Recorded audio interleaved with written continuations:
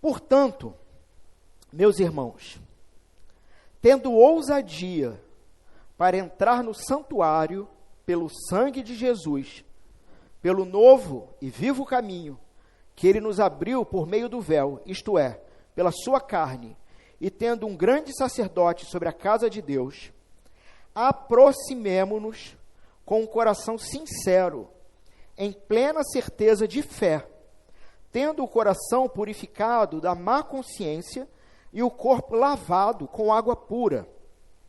Guardemos firme a confissão da esperança, sem vacilar, pois quem fez a promessa é fiel.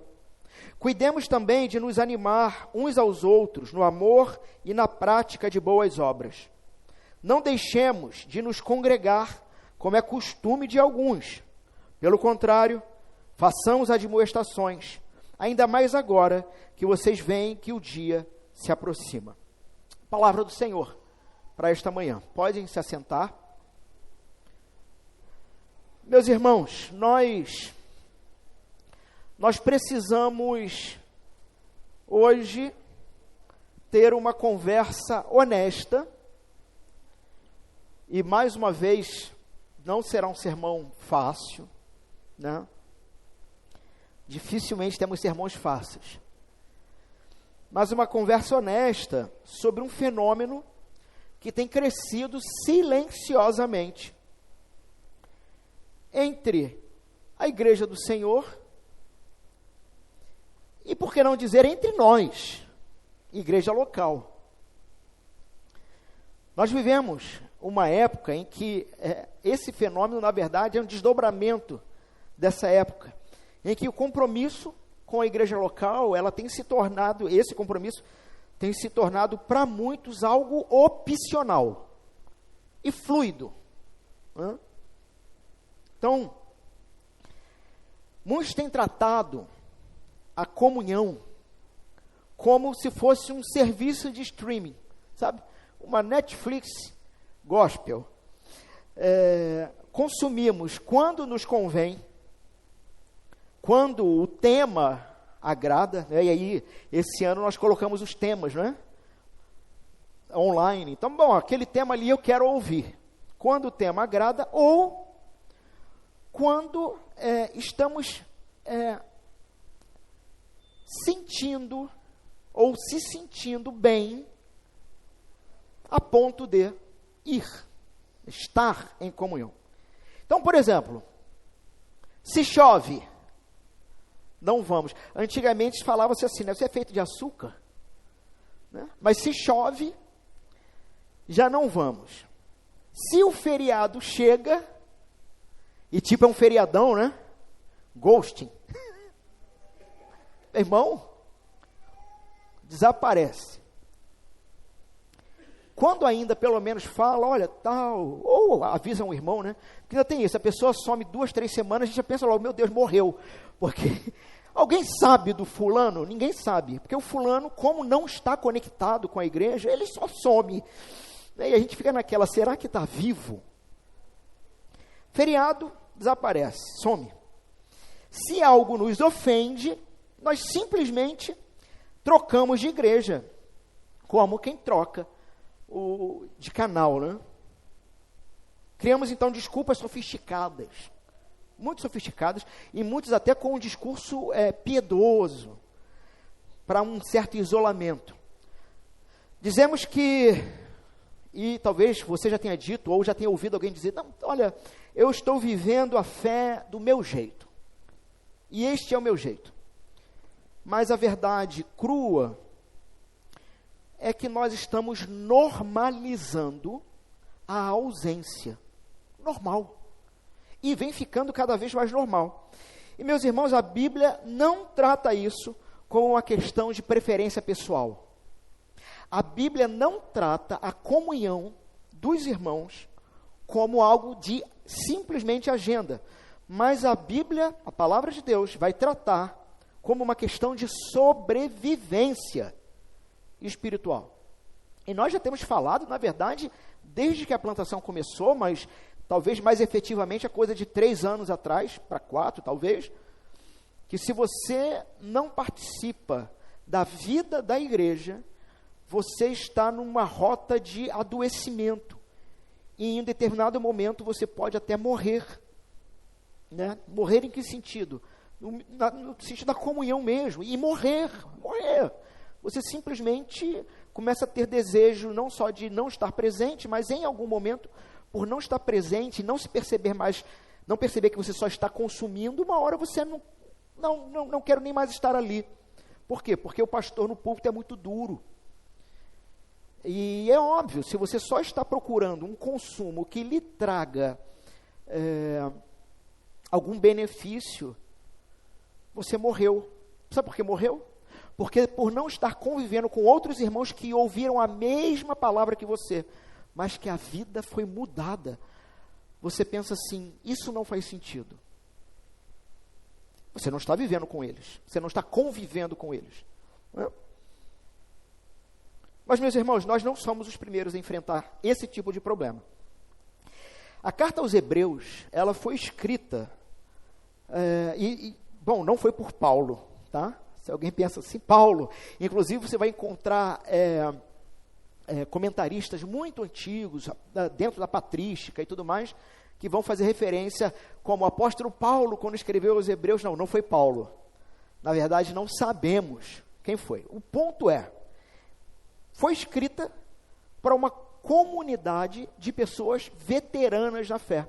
Tanto que ela tem muitas alusões, mas muitas, ao Antigo Testamento. Né, subentendendo que era um povo que conhecia do que estava sendo dito ali. Mas eram veteranos na fé que já estavam flertando com a deserção. Eles já tinham, então, a gente vai ver em todo o contexto seguinte, desse trecho, que eles já tinham suportado perseguições no passado, mas agora eles estavam enfrentando um inimigo mais sutil, apatia e desgaste. E o autor da carta, ele vai olhar para aquela congregação e talvez ele vai começar a perceber buracos nos bancos, sabe? Está vazio, está faltando. Né? O texto vai dizer no verso 25 que abandonar a reunião já tinha virado, e usa uma palavra grega, do grego, chamado ethos, um costume. Já tinha virado costume isso. Um hábito socialmente aceito entre alguns. O perigo, meus irmãos, então, nesse contexto aqui, olha só que coisa, não era uma heresia teológica que podia explodir a igreja. Mas o perigo real aqui era um distanciamento silencioso. Eles não estavam saindo da fé, sabe? Abandonando a fé, se colocando contra Deus. Mas o que estava acontecendo dentro desse ethos, de algo que já estava ficando comum, o que estava acontecendo é que eles estavam simplesmente parando de ir, parando de aparecer. E o autor de Hebreus aqui, ele vai usar umas palavras que, meus irmãos, vai soar como uma espécie de alarme de incêndio. Comentando agora com o Marcelos, ele falou, Alan, faz esse sermão em 2 partes, tu não vai conseguir explicar tudo isso. Eu falei, cara, esse é o problema de você ter uma programação já do ano, né? Não dá para... Alguma coisa vai travar no meio do... Vamos ver o que Deus vai fazer. Qual é o alarme de incêndio do autor aqui? Vocês não estão só faltando um culto. Não é só isso. Pastor, eu só estou faltando aqui eu faltei 2 cultos ou 3. Não é só isso que vocês estão fazendo. Vocês estão caminhando para a beira do abismo.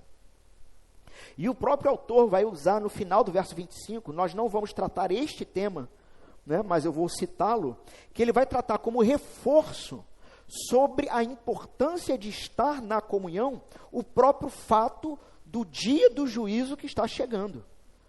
Ou seja, qual é a ideia? Olha, o dia está se aproximando, e na medida em que esse dia se aproxima, nós vamos lembrar de textos, por exemplo, porventura achará o Filho do Homem fé, amor, fé na terra, porque parece que quanto mais se aproxima, mas o povo esfria. E é Paulo, ó, é o autor de Hebreus dizendo, é exatamente porque esse fim está se aproximando e que o povo parece que vai se afastando, é que nós incisivamente precisamos chamar numa conversa. É isso que ele está dizendo. E aqui essa tensão, a tensão que o texto coloca sobre nós hoje. A seguinte pergunta: é possível manter a fé viva enquanto nos desconectamos do corpo de Cristo? É possível isso? E nesse texto, o Espírito Santo, através do texto, vai dizer: não, não é possível. O isolamento, ele nunca é neutro, mas o isolamento é o primeiro degrau da apostasia. Quem larga a mão do irmão, eventualmente, acaba largando a mão de Deus. E eu sei que você está dizendo, mas pastor, nós somos calvinistas. Você está falando sobre perda de salvação? Não, eu vou falar sobre isso daqui a pouquinho, tá? Fato é, e essa ilustração é clássica, né? Uma brasa sozinha, fora da fogueira, ela não só esfria, morre. Entendem? Continua sendo uma brasa, não deixa de ser. Só que uma brasa morta, apagada. Então, quando eu estou dizendo que o indivíduo que larga a mão do irmão, eventualmente larga a mão de Deus, eu estou olhando aqui para alguém que de fato é um eleito, que de fato foi salvo, mas se comporta como o texto. Agora eu não vou lembrar a referências, foi Provérbios que nós pregamos quando eu falei do tolo, não, foi Isaías, capítulo 7, alguma coisa, foi no Advento, lembram-se desse texto? Que nem o tolo se perderá no caminho, nem o louco, nem o tolo. E quantos cristãos que depois de já muito tempo fora da comunhão, tu senta para conversar com ele e você ouve as maiores asneiras da tua vida. E nós devemos conhecer aí uma meia dúzia, sim, é ou não é? Eu conheço. Uma meia dúzia. O cara é crente, mas meu irmão, a sorte dele é que não depende dele a salvação, porque é tolo. Tolo, óbvio. Se perdeu, não sabe o que é a igreja e perdeu a comunhão. Então a pergunta que paira sobre nós é como resistir a essa, o que eu chamei de uma força que te puxa, uma força gravitacional que te puxa para longe da comunhão, que te puxa para a morte espiritual, que te puxa para a tolice. A resposta de Hebreus aqui vai ser então uma chamada a uma resistência comunitária. Deixa eu fazer uma digressão aqui. Irmãos, através de leituras, livros, material sobre pregação, eu tenho adotado novas estratégias e formas de construir um sermão, que dão muito mais trabalho. Onde você tem que fazer uma exegese cultural, uma exegese textual, e fazer isso fazer sentido. Né? E muita coisa, e tem sido, olha, 3 versos aqui, como no domingo passado, 3 versos, que tortura que foi para mim, durante uma semana, chegar a um texto final, porque são muitos caminhos possíveis. Neste exato momento, eu me lembrei de um livro, A Opção Beneditina. Quem já ouviu falar desse livro? Opção Beneditina. Qual é a proposta? É só uma digressão, não posso gastar muito tempo nisso. Mas a proposta de que a comunidade unida se protege de uma invasão cultural. O que me lembrou de outro livro, Invasões Bárbaras. Invasão Vertical Bárbara, editora R Realizações. Peguem e leiam esse livro. Bom, juntando esses 2 livros, que se eu tivesse lembrado durante a semana, minha tortura seria maior, porque eu ia querer acoplar esses livros aqui também, para fazer exegese cultural. Essa é a ideia do autor de Hebreus. A comunidade cristã é a resistência a essa força que te chama para longe e te torna tolo. Então, a verdade que esse texto aqui nos ensina hoje é a seguinte: Então essa aqui é a grande ideia, a big ideia, a proposição do texto. Guarde isso. Se você esquecer tudo, anota isso e depois lembre em casa. A perseverança na fé não é um esforço solitário, mas um projeto de sobrevivência coletiva.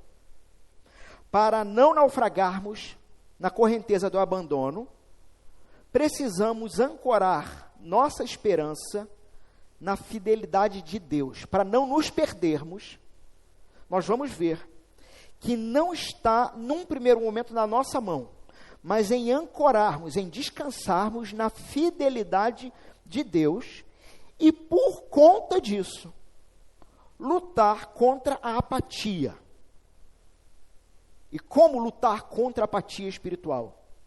Através da presença intencional uns com os outros. Sei que ficou grande, mas a gente vai destrinchar isso aqui, tá?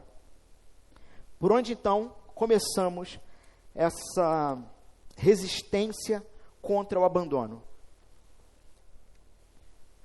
Meus irmãos, observem que o autor, ele não começa aqui, nesse verso 23, com uma lista de tarefas para fazer. Na verdade, como eu disse, eu fiquei na dúvida de qual seria a melhor delimitação do texto. Porque do verso 19 ao 21, nós temos uma conclusão. Portanto, não é assim que começa o verso 19? Portanto, em relação a quê? A tudo que foi dito antes. E o que foi dito antes?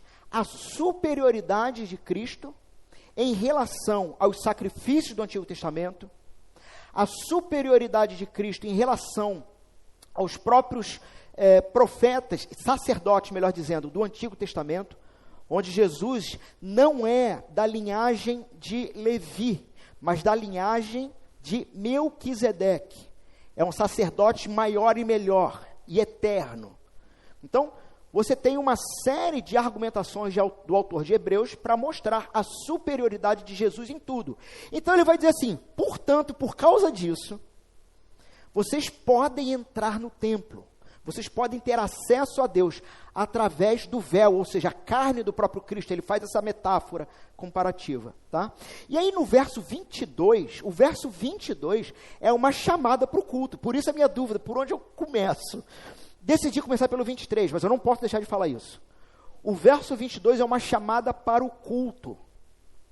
Vamos ler? Verso 22. Aproximemo-nos com o coração sincero, em plena certeza de fé, tendo o coração purificado da má consciência e o corpo lavado com água pura. Então, porque Cristo é isso tudo, nós vamos cultuar. Nós vamos cultuar. E aí o verso 23... 24 e 25, são questões práticas que envolvem a vida daquele que está cultuando, que está aproximado de Cristo e aproximado de Deus, tá? Então, vamos lá. Aqui, a partir do verso 23, o autor não dá uma tarefa, ele não começa por uma tarefa. Por quê? Porque, na verdade, o autor sabe que nós não temos força para segurar o irmão. Não temos força para trabalhar o irmão se não estivermos presos a algo maior do que nós mesmos. Então, antes, nós temos aqui o seguinte, verso 23, ele apresenta uma relação vertical. Verso 24 e 25 vai partir para uma relação horizontal, tá? Mas antes de partir para a relação horizontal, antes de olhar para os lados, o autor vai dizer, olhe para cima. Olhe para cima. A cura, então, para a nossa instabilidade, começa com um conserto da nossa esperança, da nossa fé. Então, o primeiro passo vai ser reexaminar o nosso fundamento. Verso 23. Vamos ver sobre o fundamento da comunhão, uma esperança que não se curva. Guardemos firme a confissão da esperança, sem vacilar, pois quem fez a promessa é fiel. Meus irmãos, antes um diagnóstico cultural aqui. Vivemos essa sociedade, então, de oscilação. Para entendermos que precisamos reter firmemente, como o autor diz, a gente primeiro tem que se ligar, se perceber o terreno que nós estamos pisando. Né? Um sociólogo, antropólogo, agora eu não lembro se era antropólogo ou sociólogo, eram os dois, Zygmunt Bauman, ele vai dizer que nós vivemos num momento de modernidade líquida, que inclusive recomendo as leituras também do trabalho dele. O valor supremo, então, da nossa cultura é fluidez, ou seja, não há firmeza, mas o que há é líquido, é passageiro, e exatamente por ser passageiro não tem todo o peso ou importância que poderia ter, porque passa. Então, por exemplo, é muito interessante isso.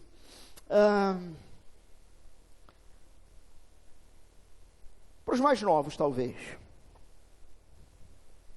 Eu acho que quase toda a geração que está aqui vai se enquadrar no que eu falei, quase toda, talvez.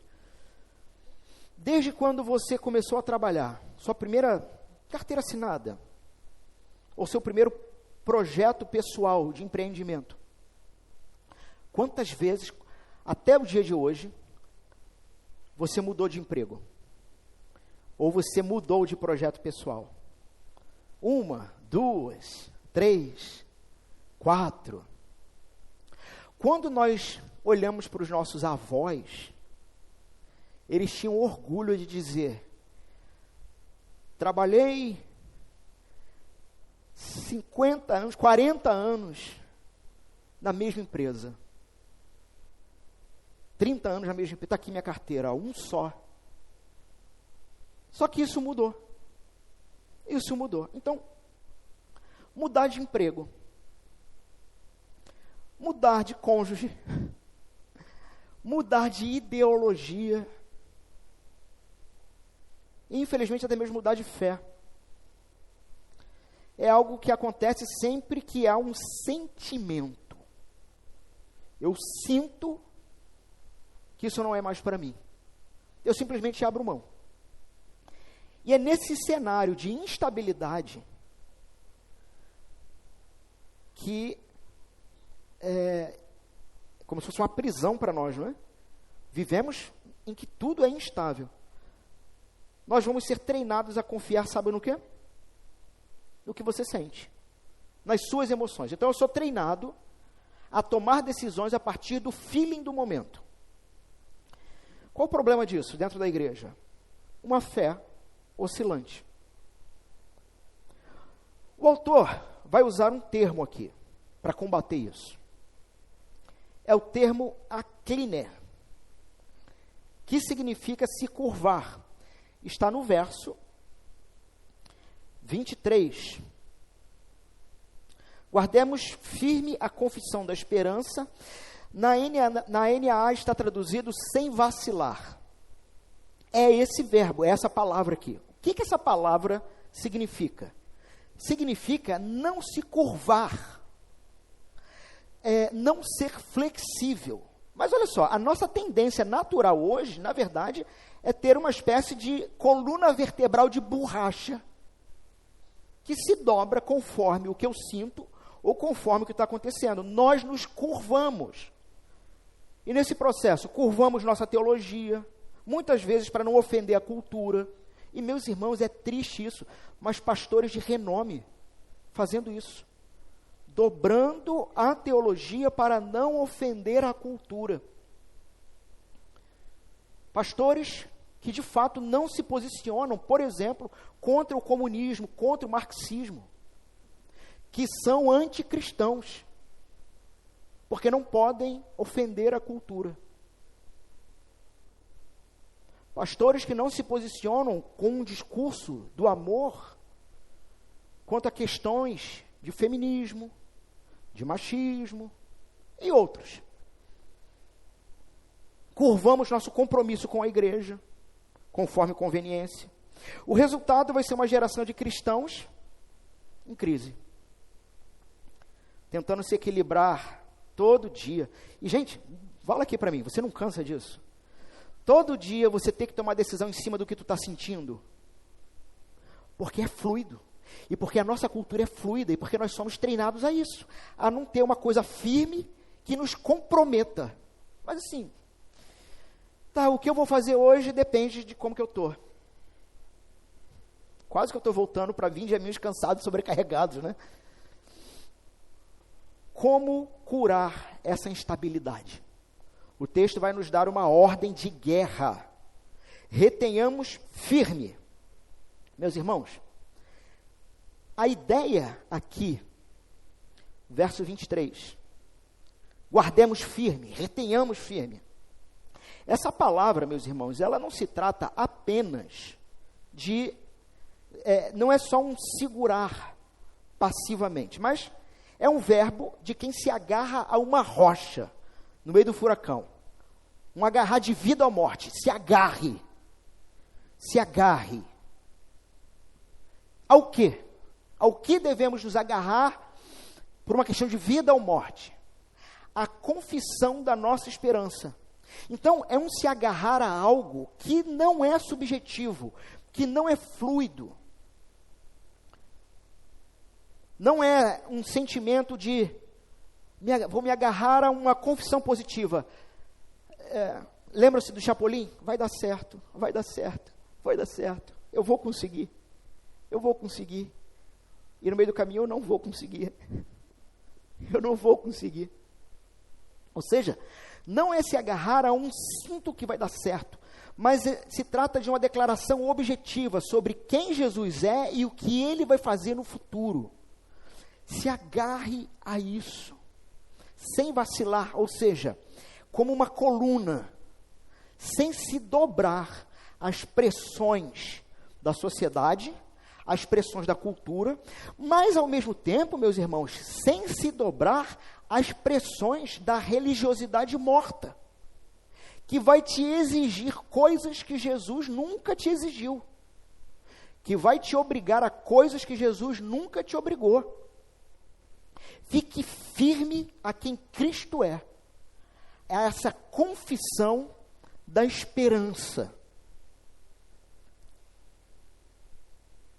E aqui, meus irmãos, nós temos a beleza do Evangelho na sequência. Por quê? Porque se o texto parasse aqui na ordem, segure firme, fique firme nessa fé sem vacilar. Pensa aí um pouquinho, seja honesto. Você, sozinho, por conta própria, ia conseguir fazer isso? Não ia. A gente ia estar perdido. Por quê? Porque as nossas mãos escorregam. Nossas mãos escorregam. A razão pela qual nós podemos ser inabaláveis, acline, podemos não vacilar, não está na força do nosso braço, mas está na natureza da rocha aonde nós nos seguramos. Porque o verso termina com a chave de tudo. Pois, e irmãos, sempre que vocês lerem a Bíblia, prestem atenção nos conectivos. Pois, porque, portanto. Pois, fiel é aquele que prometeu. Ele está fechando assim. Ou seja, a sua perseverança, a minha perseverança, não depende da sua performance oscilante, mas da promessa imutável de Deus. Deus empenhou a sua palavra, e Deus não é líquido, Ele é rocha. E é porque Ele prometeu que você pode se manter, para usar a ilustração da coluna, reto, firme, sem se dobrar a um patrão que quer que você haja com corrupção no trabalho. Sabe? Há uma situação que entre família você não pode se posicionar para não criar um tumulto. É não se dobrar, mas é ser firme naquele que prometeu confissão de esperança que nós mantemos, que é Cristo.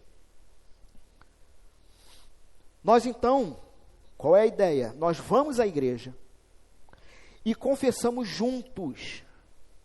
E olha que interessante. E lembrando, o tema está rodando em torno da vida comunitária. A gente confessa junto a fé, não para convencer Deus, mas para lembrar a nós mesmos, Ele não mudou. Se você não tem a prática da vida comunitária, em algum momento você vai se dobrar, porque você não vai ter forças, por não ter uma pessoa no seu lado dizendo, Ele não mudou. Ele não mudou. Permaneça firme. Por que, então, a igreja é vital nesse processo? Porque, meus irmãos, sozinhos em casa, sua mente vai pregar peças em você. Seus medos gritam mais alto do que sua própria fé. A sua esperança, ela começa a se dobrar, começa a vacilar. Você precisa da igreja para ouvir a confissão saindo da boca dos outros irmãos também. Então, por exemplo, quando cantamos juntos, e pela graça de Deus, nós, nesta igreja, cantamos sobre Deus, sobre quem Ele é, o que Ele fez, o que Ele faz e o que Ele fará. Quando cantamos juntos, estamos ouvindo essa confissão. Quando ouvimos a palavra, estamos emprestando fé, então, uns aos outros. E coletivamente nos agarrando à fidelidade daquele que prometeu. Meus irmãos, a cura para a fé líquida é se ancorar na fidelidade sólida de Deus. A cura para se manter firme é lembrar que quem prometeu não muda. Quem prometeu a você a vida. E nós fazemos isso retendo firmemente a nossa confissão pública. Então nós temos aqui um fundamento estabelecido, tá bom? Qual é o fundamento? A nossa segurança vem da fidelidade de Deus. Amém? A nossa segurança vem da fidelidade de Deus. Só que tem um perigo sutil aqui, se a gente parasse aqui. A gente pode cair no erro de achar que a vida cristã é apenas eu e Deus, sabe? Eu e Deus no topo da montanha. Talvez você possa pensar assim, bom, se Deus é fiel e eu estou segurando nele, eu não preciso de mais ninguém. Mas tem um detalhe crucial aqui no verso 23.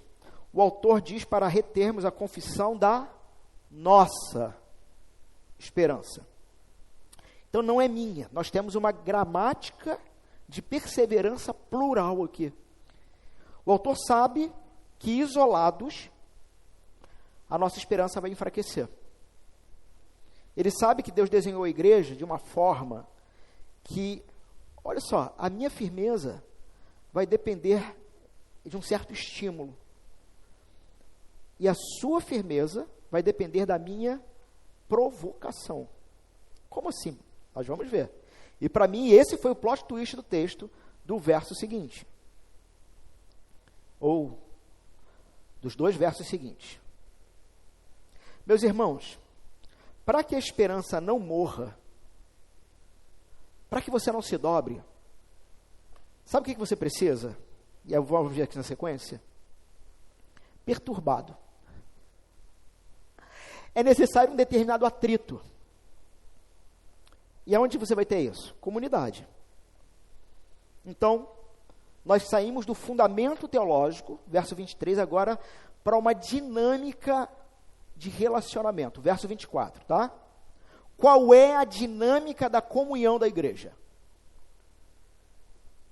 Um atrito que gera amor. Verso 24. Cuidemos também de nos animar uns aos outros, no amor, na prática, na prática de boas obras. Irmãos, vamos olhar aqui com mais acuidade duas palavras, tá? Primeira palavra aqui cuidemos, que na NVI está consideremos, que na NVT está pensemos. Confirmam aí os que estão com essas versões? Ótimo. Só que essa palavra, esse verbo, ele não significa um olhar superficial. Quando diz assim, cuidemos também, o que significa isso para você? Ou na NVI, consideremos. Parece que faz um pouco mais de sentido. Na NVT, um pouco ainda mais. Pensemos. Só que a ideia aqui, a palavra significa, sabe o quê? Colocar a mente sobre algo. Estudar cuidadosamente. Analisar criticamente. Então, vamos ver o que o autor está dizendo. Analise criticamente. Não no sentido negativo, mas no sentido de forma apurada, cuidadosamente. O quê? Vamos lá. O negócio aqui só melhora ou piora dependendo da tua situação. Depende muito. Essa palavra, ainda, cuidemos, consideremos, pensemos, é a mesma palavra usada por Jesus em Lucas, capítulo 12, verso 24, quando vai dizer, olhai os corvos, observai os corvos, atentamente e com muito cuidado. Ou é a mesma palavra usada em Romanos 4,19, em que Abraão, levando em conta, ou seja, com muita atenção, estudou a situação do seu próprio corpo já amortecido. Essa palavra. Meus irmãos, o autor aqui, de Hebreus, está instruindo a comunidade aqui nesse verso. Depois de ter posto o seu parâmetro na fé e naquele que mantém, agora a estudar as necessidades, fraquezas e dons dos irmãos. É isso que ele está dizendo. Se a gente não souber disso, a gente lê muito rápido, não é? Cuidemos também. Não, calma. A ideia é estudar as necessidades, fraquezas e dons. Não se trata de um olhar que passa, sabe? Uma consideração, mas uma análise ativa e intencional do estado espiritual do outro. É realmente ter um olhar intencional para que este outro seja amadurecido. Eu vou ampliar isso aqui, tá? Mas antes vamos para uma segunda palavra, e essa para mim foi a que me causou espanto. Na NAA, cuidemos também, ou estejamos atentamente observando, de nos, como é que está na NAA? Leiam aí. Animar uns aos outros. Outro tem outra tradução? Oi?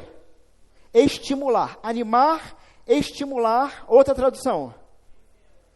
Oi? Espera aí. Incentivar. Pensemos. Não, é a outra palavra. É depois de pensemos. De nos estimular. Encorajar. Beleza. Certo? Tudo com um tom muito positivo, não é? Meus irmãos, essa palavrinha aqui, a tradução literal dela é provocar, irritar, incitar um ataque. Mas como assim? E eu percebi que eu já estou há anos fazendo isso aqui e não sabia.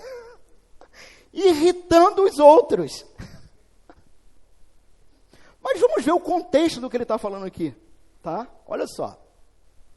Nós temos um uso médico e cultural da época para esse termo.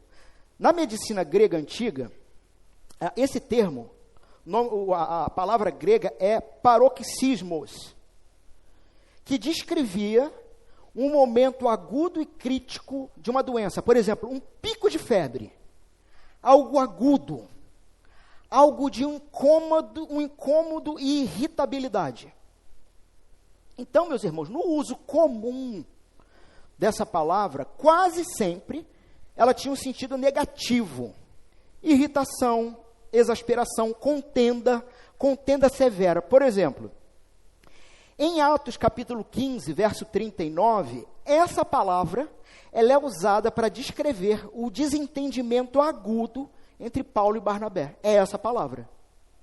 Então, a palavra que é usada para separação, para briga feia de Paulo e Barnabé, aqui o autor está usando essa mesma palavra. Qual é a ironia retórica do autor de Hebreus? Ele está usando um termo normalmente associado à ira e à discórdia, para descrever, sabe o quê? Uma provocação santa. Eu fiquei maravilhado quando eu vi isso aqui. Porque literalmente eu não vou te deixar pecar em paz. Literalmente é isso. Eu vou perturbar a tua vida. Vai ser incômodo, vai ser irritante. Mas é nessa prática irritante que eu vou te incitar agudamente a duas coisas que ele vai dizer aqui: amor e prática de boas obras. Quando você pega esse verso 24 e faz uma associação direta com o verso 25, e a gente ainda vai ver o verso 25, mas a gente faz uma associação direta em que ele vai dizer, não deixe de congregar, a ideia é que se você deixar de congregar, você não terá a companhia de pessoas que de forma irritante irão te empurrar o tempo todo para você ser mais santo. Por quê? Porque para você ser mais santo, você vai ter que morrer mais, e isto vai te irritar. Meus irmãos, isso é espetacular. Você não terá prática de boas obras e amadurecimento do amor, ou no amor, se não tiver uma vida comunitária, porque longe da vida comunitária, você está em paz. E veja se esse não é o grande discurso de muitos que dizem, não quero mais a vida comunitária. Por quê? Porque lá eu só tenho perturbação. Por que será que você só tem perturbação? Será que é porque você é um pecador que precisa, pela graça de Deus, mortificar algumas áreas da vida para crescer e o corpo de Cristo ser...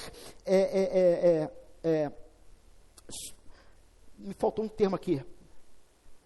Enfim, erigido, ser moldado. Então, olha só. O autor está usando esse termo associado à ira ou discórdia para descrever uma provocação santa. Qual é o objetivo? Cutucar ou afiar. Era um termo que ele também poderia ser aplicado em algo agudo e afiado. Tá? Então, é afiar o irmão. Sendo assim, a proposta do autor de Hebreus é que você está inerte espiritualmente, você sente que parou de crescer, você sente que parou de amadurecer, só tem um jeito de ser combatido. É com um estímulo agudo, que vai te empurrar a se movimentar a algo que num primeiro momento você parado não fará. Prática de boas obras e do amor. Meus irmãos, aqui então a palavra utilizada não se trata de um convite gentil. Não é assim, irmão, para com isso, Jesus te ama. É mais ou menos o seguinte, você tem noção do que você está fazendo? Você tem noção de que o corpo de Jesus, sem a sua presença, ele fica capenga? Você tem noção de que você não está permitindo que outros irmãos e irmãs amadureçam com a sua vida? Você percebe que você mesmo não tem amadurecido, porque tem preferido o seu conforto pessoal e você não quer ser incomodado por ninguém.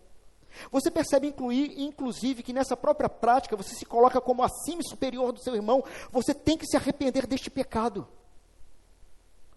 E se seu irmão te ouvir, você ganhou o irmão. Ele entra de novo no ciclo do amor e das boas obras. Então, nós temos aqui um contraste, irmãos. Nós vivemos, então, numa cultura de o olhar do turista. O que é o olhar do turista? Passamos pelas pessoas como passamos por vitrines. E talvez isso aconteceu aqui hoje de manhã. Aqueles mais achegados se reuniram no seu grupinho, mas talvez passou por outros que você não deu nem bom dia. Por quê? Porque esse outro era apenas uma vitrine. Olhamos rápido, julgamos a aparência e seguimos em frente. Sabe como é que esse olhar de vitrine se traduz na igreja? Se traduz assim: oi, tudo bem? Tudo bem. E vai embora. É isso. É isso. Superficial. É algo que acontece ali no hall de entrada, sabe? Mas o termo do verso 24, cuidemos, katanomen, exige dos membros um olhar clínico, um olhar de um médico ou de um cientista que vai examinar um fenômeno para entendê-lo a fundo. Então, o autor de Hebreus, ele está dizendo o seguinte: torne-se um especialista nos seus irmãos. É isso que ele está dizendo. Não se contente com a superfície, não fique satisfeito. Essa semana foi maravilhosa, né? Porque domingo passado nós pregamos sobre você chamar para tomar um café ou um almoço com gente estranha. Olha o que brotou de foto de gente almoçando e tomando café com gente estranha, foi maravilhoso. Por que isso? Não se contente com a superfície. Aprofunde. Só que nesse processo, a gente vai ver que você vai ter que estar disposto a ser irritado. E esse é o exato motivo porque muitos não querem se aproximar, porque não querem passar por uma irritação que o leve a mudar perspectivas e ações. Então, quando você conversa com alguém no final do culto, a pergunta é: você está apenas trocando amenidades, sabe? Para não ficar aquele silêncio constrangedor? Ou você está procurando, sondando, onde a graça de Deus é necessária na vida desta pessoa? Gente, como é que muda toda a perspectiva? Quando acabar o culto, ou num café da manhã antes do culto, você está apenas falando sobre amenidades, ou você está realmente colocando um olhar clínico, onde a graça de Deus é necessária na vida dessa pessoa? Você percebeu que o sorriso de um irmão está hoje mais apagado? Você sacou isso? Ou estava a passeio? Você notou que aquela irmã que sempre serve, hoje parece que está muito cansada, muito exausta. Você identificou um dom num jovem que ele mesmo não sacou ainda? Não, é porque você não teve olhar clínico. Você só perguntou: está tudo bem? Está tudo bem.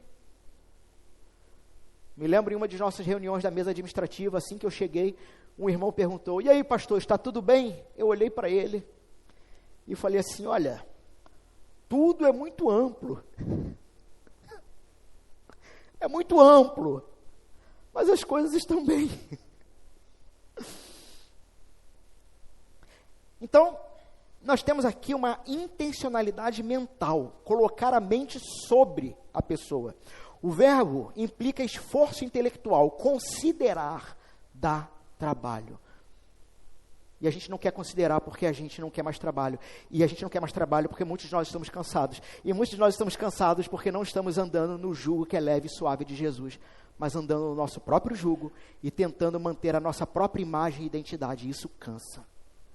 E aí, voltando ao sermão do domingo passado, quando você está cansado de tentar manter a sua dignidade, você não vai querer se desdobrar pela dignidade do outro.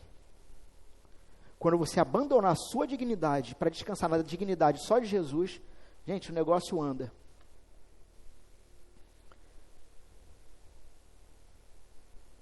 Muitos que já fizeram aconselhamento, mentoria comigo. Eu já fiz bastante, não é? Talvez vocês perceberam que quando eu faço isso, normalmente eu tomo nota. Às vezes você percebe, às vezes não. Eu estou escrevendo, você está falando, eu estou escrevendo. Sabe por quê? E por que conselheiros tomam nota? Porque nós estamos realmente considerando o seu caso. A gente não está te ouvindo e mexendo no celular. Sabe? A gente não está apenas ouvindo você falar qualquer coisa. Mas estamos realmente ponderando. Por exemplo, você está falando comigo.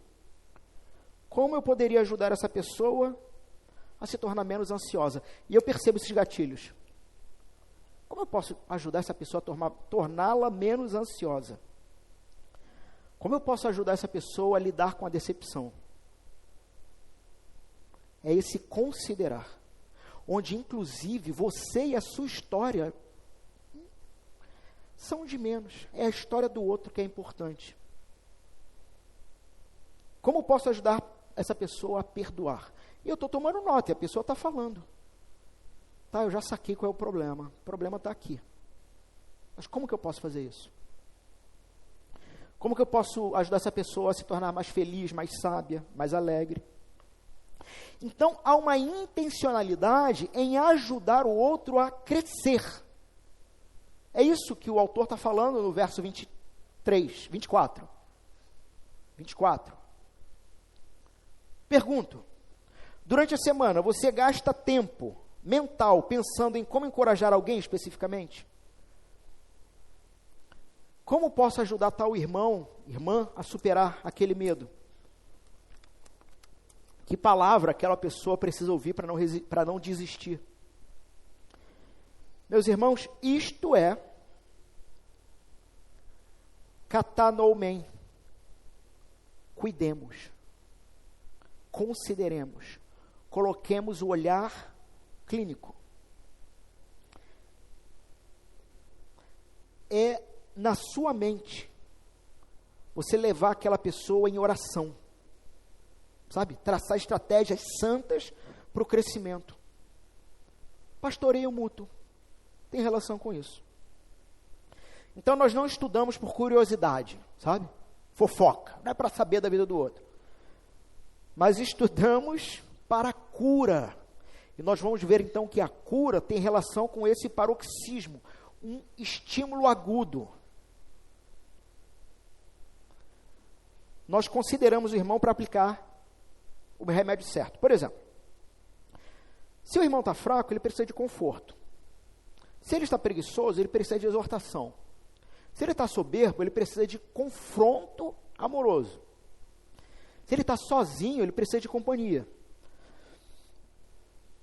Você não vai conseguir agir da maneira certa com seu irmão se você não fizer o diagnóstico correto.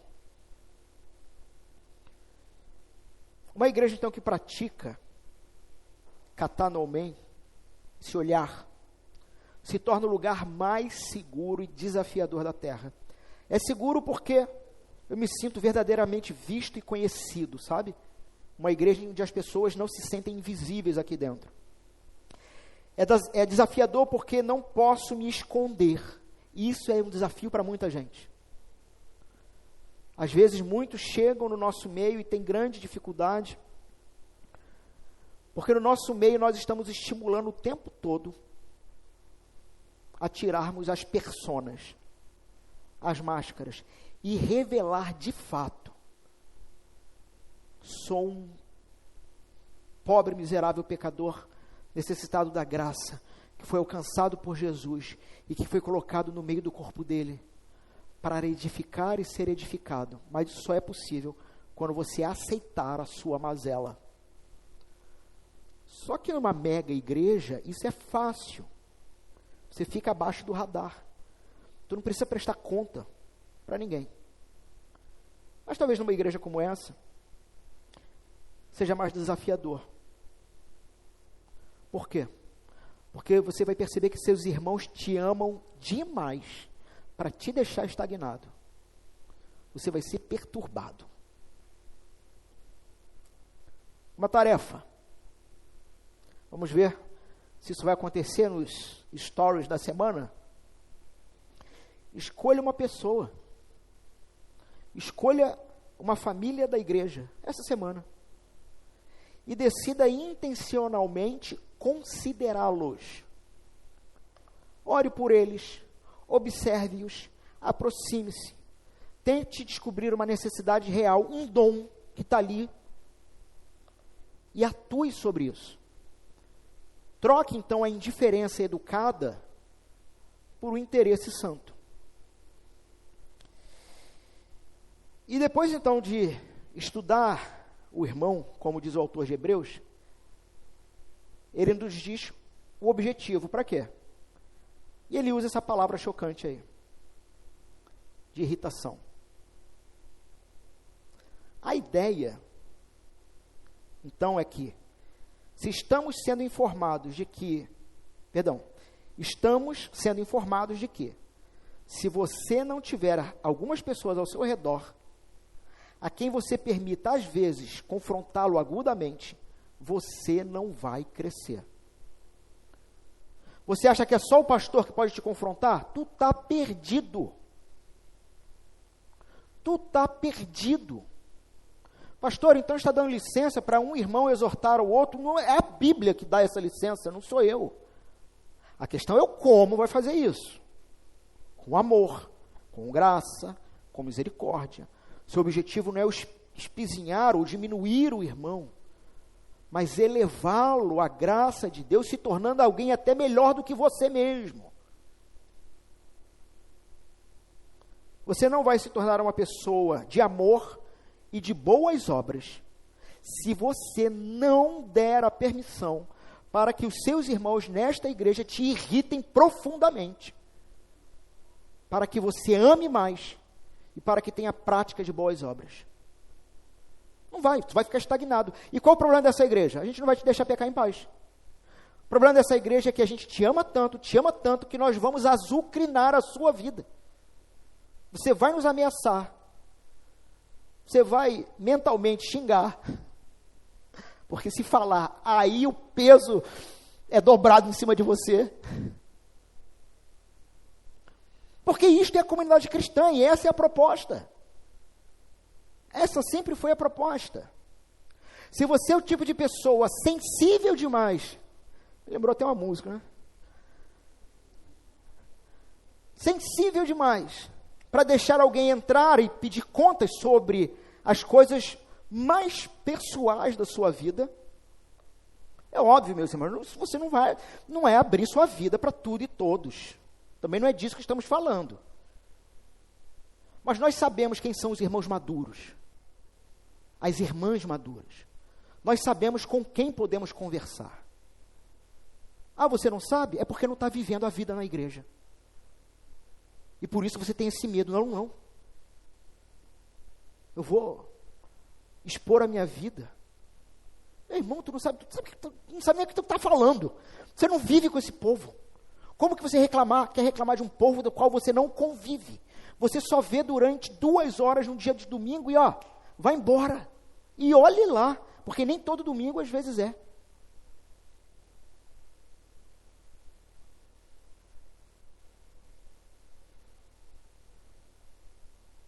Então, por que tudo isso? Porque o autor de Hebreus sabe que, olha, o maior inimigo da igreja é a inércia, é a apatia, porque essa igreja ela vai se acostumando com a não comunhão e com cada um que cuide da sua vida e dane-se o mundo. Esse é um dos maiores perigos. Muitas vezes nossa comunhão é educada demais, sabe? E esse termo de uma confrontação aguda, irmãos, eu já tive muitos problemas com isso. Muitos. E às vezes eu me vejo como um bulldog. Sabe como é que é o bulldog? Ou os cães desse tipo, pitbull, bulldog? Um chihuahua. Tu dá-lhe uma varada nele, ele sai correndo. Né? Ou outros cães. Esses cães, tem um nome para isso, me fugiu agora. Bulldog, Pitbull é uma qualidade da raça. Quanto mais você bate, mais você atiça ele para morder mais. E meus irmãos, o quanto eu já me coloquei em perigo nessa igreja. De verdade, quem conhece as histórias sabe disso. O quanto eu já me coloquei em perigo. Porque eu não me importo com o que você vai falar ou pensar sobre mim. Mas eu vou falar para você o que tem que ser mexido. Eu não me importo com o que você fale ou pense sobre mim. Eu não me importo. Eu já tive perigo até de processo. Porque eu falei a verdade. É isso aqui. É isso aqui. Não se trata de uma comunhão educada demais. Vemos um irmão, às vezes, esfriando na fé, e a gente pensa, não, eu não vou me intrometer, sabe por quê? É a vida dele. O autor de Hebreus vai gritar para você, intrometa-se, provoque-o, incomode, para que ele chegue à prática do amor e das boas obras. Porque se você não fizer isto, você não está agindo como alguém que pertence ao corpo de Jesus. É o que o autor está dizendo.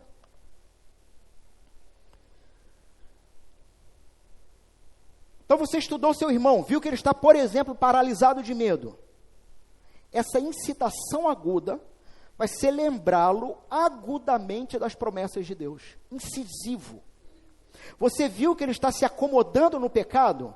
A incitação aqui é uma exortação afiada, que fura essa bolha de complacência dele. É o cara que, não, olha só, a vida é isso mesmo. Eu não consigo me livrar disso. Não, meu irmão. Eu não tenho como te impedir de pecar. Mas eu não vou deixar sua consciência cauterizar. Eu não tenho como te impedir de fazer porcarias. Mas eu não vou permitir que essas porcarias sejam normalizadas. Você viu que um irmã, tem um talento enterrado? A incitação aqui é empurrá-lo para o serviço. Irmão, você não pode ficar parado. Deus te deu isso. Por que você está parado?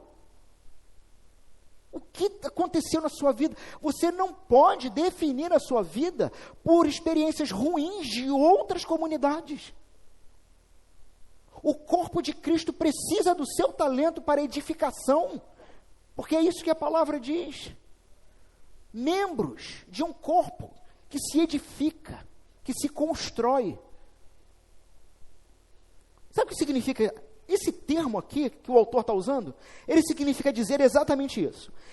Ele significa um membro dizer exatamente isso. Eu quero que vocês me machuquem. Eu me lembro, quando fui escolher, onde eu participava de um projeto com pastores. Dentro desse projeto havia a proposta da mentoria. E eu pude escolher para conversar se um determinado pastor aceitava ser o meu mentor. Vocês sabem qual foi um dos meus critérios? Eu fiquei 4 dias num retiro. E no final, eu quis ter um mentor. Como que eu escolhi? Eu vou escolher o pior. O mais ruim. Porque pelo menos comigo só funciona assim. Tem que ser ruim. Tem que falar a verdade. Tem que me espizinhar, tem que me apertar. Tem que conseguir fazer o melhor que tem em mim, porque eu sozinho posso ser o pior de todos. E se eu conviver com gente muito gentil e educada, que não quer se meter na minha vida, eu vou afundar. Então, um membro que tem essa mentalidade de viver em comunhão, dentro da proposta bíblica, é um membro que diz, eu quero que vocês me confrontem, eu quero que vocês me tragam de volta, eu dou a vocês o direito de fazer isso. E eu te pergunto, você está fazendo isso? Você tem esse direito, você percebe isso no seu irmão, e você tem dado esse direito aos outros irmãos? Ou você é o tipo de pessoa que se diz moderna demais, sabe? Do tipo, não, mas isso é pessoal e só eu tenho o direito de decidir o que é certo e errado para mim. Você é daquele que diz assim, não, sou eu que decido com quem eu durmo. Ou sou eu que decido como que eu gasto meu dinheiro. Isso não é da conta de ninguém. Olha só. É óbvio, você pode, tem esse direito de ter esse tipo de liberdade individualista. Você pode. Ou você pode ter uma comunidade amorosa. Mas não dá para ter os dois. Não dá para ter os dois. Ou você tem uma comunidade amorosa que vai te irritar profundamente, para que você tenha prática de amor e boas obras. Ou você vai viver a sua vida dizendo, eu não dou conta da minha vida para ninguém. É o seu direito. Você está disposto a dar aos seus irmãos essa autorização? Você está disposto a dar a você essa autorização? Ou eles estão dispostos, melhor dizendo? Você está instigando uns aos outros ao amor e às boas obras? Ou você está a um passeio turístico dominical? E esse é o resultado, não é causar briga, mas gerar amor e boas obras. Meus irmãos, nós temos agora o fundamento, Deus é fiel. Temos a intenção, estudar e provocar o irmão. Mas isso ainda gera um problema prático. Como posso estudar a vida do meu irmão se eu não vejo ele? Como? Como eu posso aplicar essa provocação ao amor se a nossa convivência é só virtual, às vezes espiritual, né? Não, estou conectado com meu irmão espiritualmente, né? Eu vou na igreja de 6 em 6 meses, mas estamos juntos. Te pergunto, dá para encorajar fantasma? Dá para exercer sacerdócio mútuo à distância?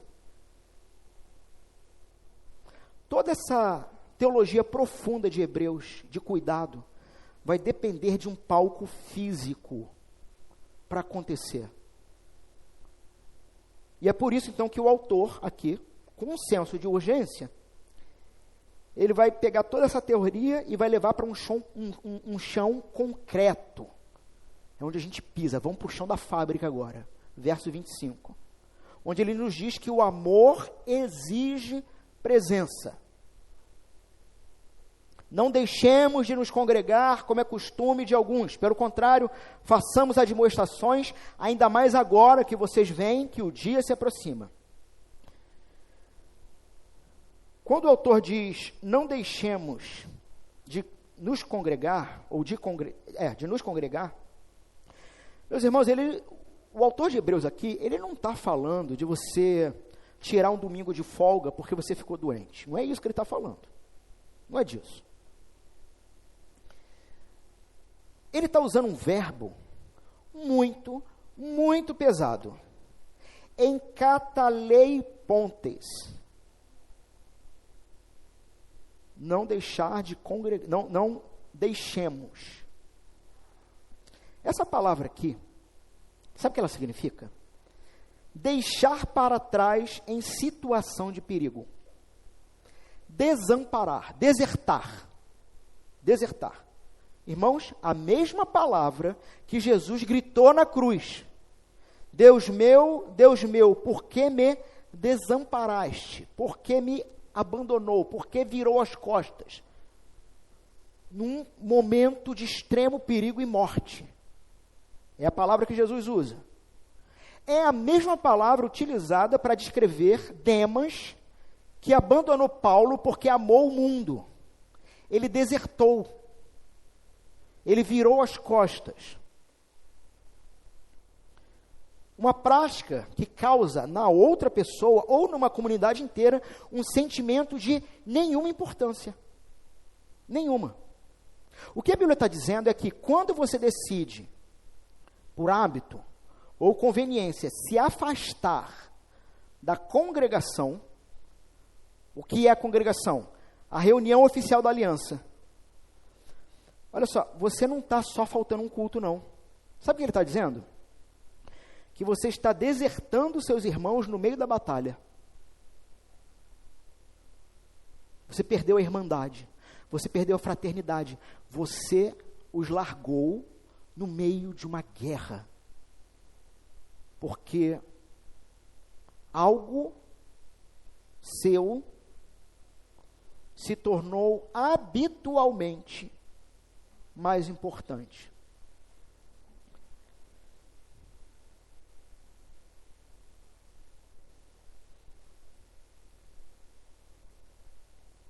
Por que essa insistência na reunião? No primeiro século, irmãos, aqui nesse contexto, olha só, ir a uma reunião cristã era perigoso.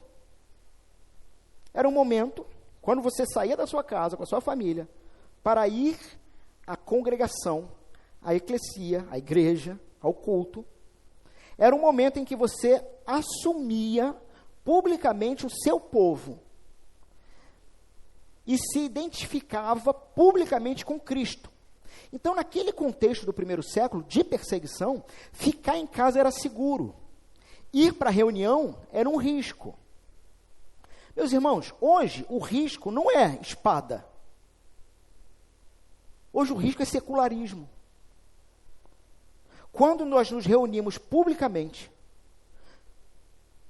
eu não sei se vocês já ouviram coisas assim, mas eu já ouvi. Olha, Alan, eu acho muito bonito o que vocês cristãos fazem, mas sinceramente eu não consigo me ver todo domingo indo para uma igreja. E eu pensando com meus botões, é óbvio, você não tem uma aliança, você não tem uma transformação interior, isso realmente não faz o menor sentido, como eu não me vejo todo domingo indo para o pagode, sabe? É óbvio isso. Quando nos reunimos publicamente, estamos fazendo um ato político e espiritual. Por quê? Nós estamos dizendo ao mundo e a nós mesmos, eu pertenço a este reino, não a este mundo.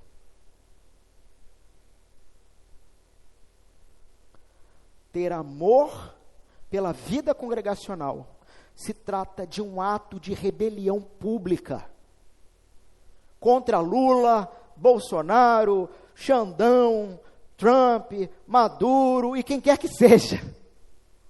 É um ato de rebelião pública. Eu não pertenço a vocês. Eu pertenço a um rei maior e melhor, superior a tudo isso. Abandonar a reunião é começar a negar essa identidade, é tentar ser um agente secreto de Deus, o que a Bíblia não suporta. Então o texto diz que isso já era um costume, um ethos de alguns. Olha só que loucura, irmãos. Já era um costume. A apostasia, ela não acontece da noite para o dia. A loucura, a tolice, sabe como ela começa? Um hábito. Cria-se um hábito. Primeiro, você falta porque está cansado. É engraçado, olha, quando eu ouço esse tipo de argumento, eu penso assim, bonitão, só você trabalhou a semana toda, né? Você é exclusivo. Glória a ti, louvado seja tu. Estou cansado. Irmãos, já ouvi coisas do tipo, eu tenho faltado aos domingos porque domingo é o único dia que eu tenho para limpar a casa. Tu fica o dia inteiro limpando a casa? Não é possível. Tem alguma coisa muito errada. Quais são as suas prioridades? É o dia que eu tenho para estudar. De segunda a sábado você fez o quê? E o mesmo cara que diz, é o dia que eu tenho para estudar, é o cara que vai, no domingo seguinte, falar da maratona de Netflix que está fazendo. Mas no domingo tinha que estudar. Então, primeiro você falta porque está cansado. Depois, porque tem um compromisso. Depois, porque eu posso assistir online. Inclusive, nós temos cortado isso. Raramente, às vezes, que colocamos o link no grupo da igreja. A gente coloca para irmãos que pedem pessoalmente, normalmente por motivos lícitos. Está no trabalho, mas tem a chance de assistir no trabalho, ou está enfermo, é lícito. Inclusive, já falaram para mim, Alan, nós precisamos melhorar nosso sistema de transmissão. Não, eu quero que seja ruim. De verdade, Alan, na hora de transmitir, vamos transmitir só a pregação, porque o louvor, o som fica terrível, história. Eu falei, mas é isso mesmo. Porque eu quero que o sujeito dentro de casa veja aquilo e diga assim, meu Deus, que coisa horrível. Era para eu estar lá. Esse é o objetivo, é ser ruim mesmo. É o cara ver ali, caramba, pessoal, a igreja está completinha hoje, o pessoal está cantando. A pregação está ali, eu não estou tendo essa experiência sensorial local. E o pastor ainda me bota esse som horrível, essa imagem terrível. Meu irmão, é porque para você estar aqui, eu não quero te confortar a ficar em casa. É para ser ruim. E aí, de repente, o que era um cansaço, o que eram compromissos seguidos, virou um ethos. Um novo padrão de vida, que é viver longe da comunhão. Então, se você está criando esse costume de não estar presente, saiba que você está pavimentando a estrada para uma vida de tolice.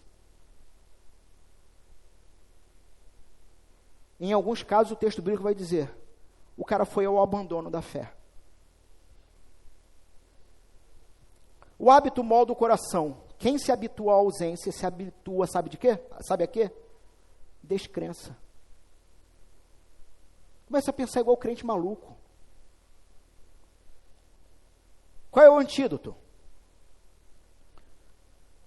No verso 25. Pelo contrário, façamos admoestações. O autor dá a solução. O oposto de abandonar não é apenas sentar no banco, mas é chamar para o lado, chamar para perto.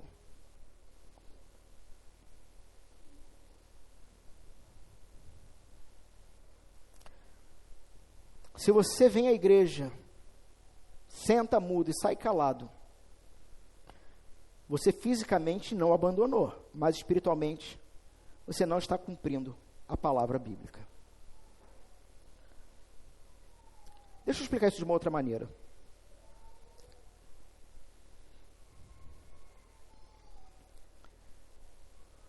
E hoje eu tenho um créditozinho porque a gente teve escola bíblica.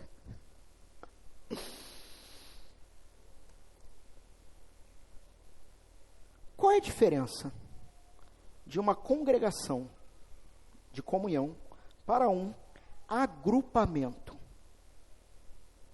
Um agrupamento é apenas uma coleção de indivíduos, de pessoas, que se reúnem para ouvir um orador ou participar de um evento. Mas uma congregação é diferente. Um agrupamento é como um saco de bolinhas de gude. Então, estão ali no mesmo saquinho, estão deslizando entre si, se esbarrando, escorregando. Enquanto que uma congregação é como um cacho de uvas, onde todas as uvas estão organicamente relacionadas umas com as outras, ali pelo caule ali, pelo galho. Uma congregação é uma comunidade na qual todos os aspectos da vida dos membros se tocam. Você não se reúne só para ouvir o pregador, só para assistir uma aula, ou só para ter uma experiência, mas numa congregação vocês comem juntos, vocês oram juntos, vocês aprendem juntos, vocês amam, vocês confessam seus pecados uns aos outros. Então, congregar tem definitivamente relação com esse animar aos outros e fazer admoestações. Porque essas expressões significam, sabe o quê? Relacionamento. Quando você vem à igreja, olha só, quando você vem à igreja, de acordo então com a palavra de Deus, e ela é um lugar onde você vai, não apenas para ser ensinado, não apenas para ser aconselhado, pastoreado, mas um lugar para você se conectar com o povo de Deus, aí você está começando a entender o processo.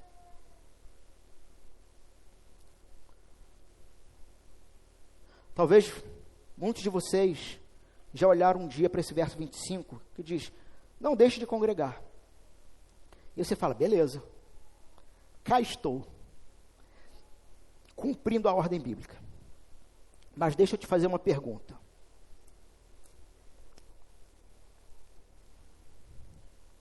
Você está aqui, hoje, nessa manhã. Você está em culto na igreja. Eu te pergunto, você está estimulando um ao outro ao amor e boas obras? Você está fazendo isso? Você está encorajando um ao outro? Se você não está, e não está, você está aqui no culto, mas se você não está fazendo isso, você tem que sacar que o culto não é o lugar onde isso acontece. Vocês estão, neste exato momento, de forma prática, você está estimulando, você está irritando o teu irmão aí do lado? Te pergunto, você está cutucando ele para dizer, seja crente melhor? Graças a Deus nessa igreja não tem aquela história, né? Vire para o seu lado. Pode dizer que nessas igrejas que façam isso, né? Vire para o irmão do seu lado e diga, você é lindo. Não, isso não vai acontecer aqui. Porque o local do culto não é o local que exclusivamente isso acontece. O momento. Isso vai acontecer antes, isso vai acontecer depois, e isso vai acontecer no pós-depois, para depois ter outro culto. Porque isso vai acontecer na vida. Isso vai acontecer nos outros momentos da vida da igreja. E, novamente, se você só está conectado com a igreja por causa de um culto dominical, você está adoecendo e não percebeu ainda.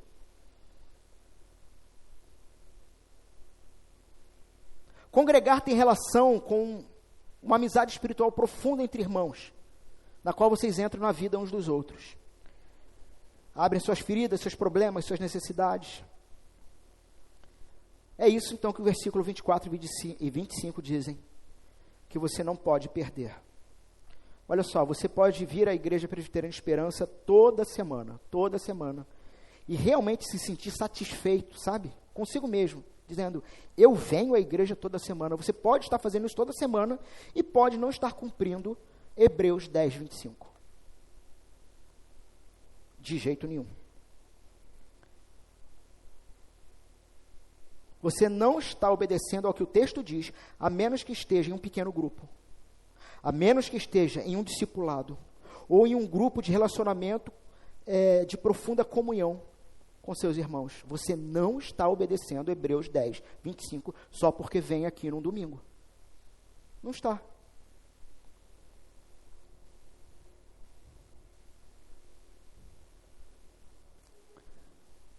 Eu quero falar de uma lógica aqui e a gente termina. Quando a gente olha, e aqui eu não vou nem usar meu esboço, para não ficar preso a tudo que eu escrevi. Quando a gente olha para todos os capítulos anteriores ao nosso verso, nós vamos perceber algumas falas, das quais vão dizer que, no Antigo Testamento, dentro daquela estrutura de religião, sacerdócio, aquilo não era suficiente para transformar o coração das pessoas. Por quê? Qual é o pressuposto? Quem entrava na presença de Deus era o sacerdote apenas uma vez no ano, no Yom Kippur, e só ele. Mas Hebreus vai dizer, mas isso não era suficiente. Qual é a conclusão lógica? Que só é transformado quem entra na presença de Deus. Concordam comigo? É por isso que o autor vai dizer, os sacrifícios e a maneira do Antigo Testamento não eram suficientes, porque não mudavam os corações. Mas agora, e aí é o verso 19, que eu disse que eu não ia trabalhar.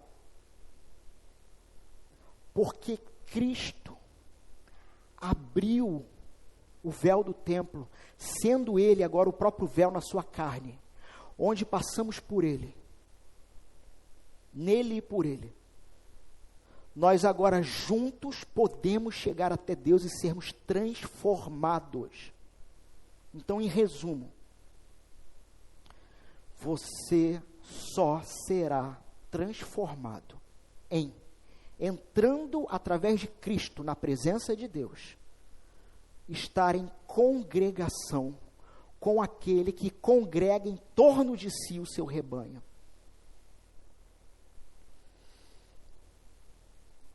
Não deixemos de nos congregar, como é o costume de alguns.